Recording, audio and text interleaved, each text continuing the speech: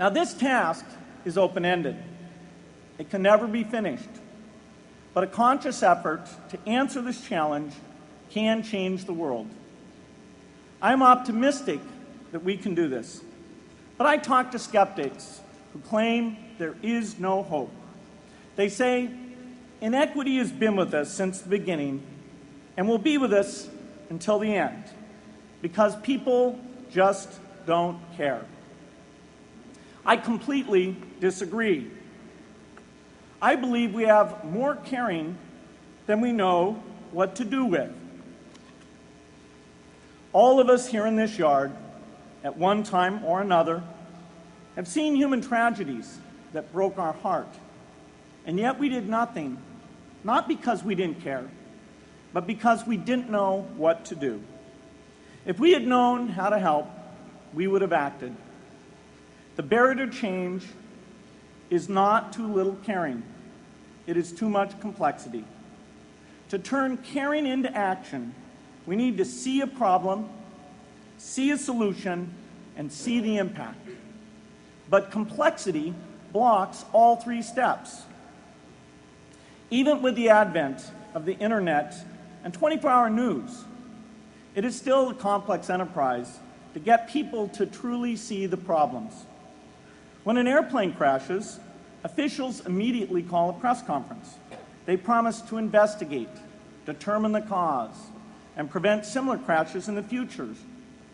But if the officials were brutally honest, they would say, of all the people in the world who died today from preventable causes, 0.5% were on this plane.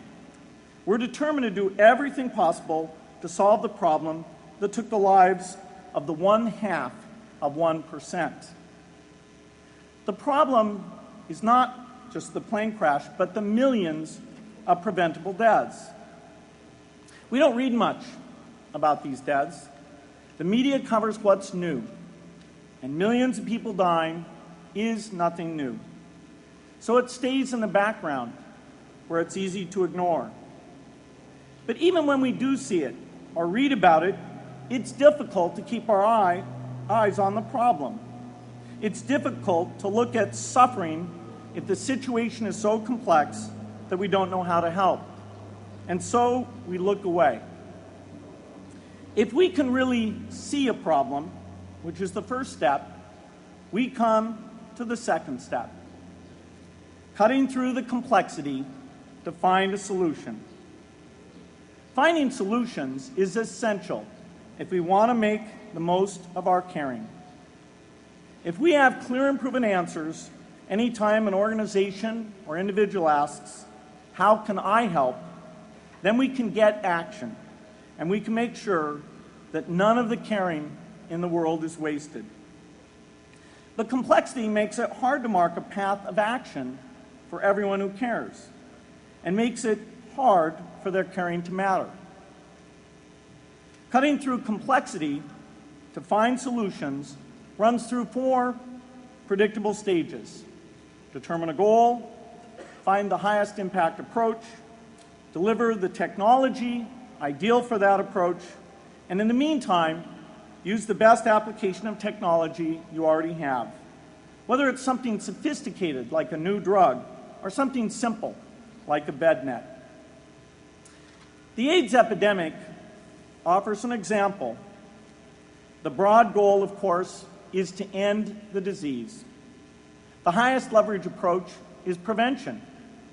The ideal technology would be a vaccine that gives lifelong immunity with a single dose.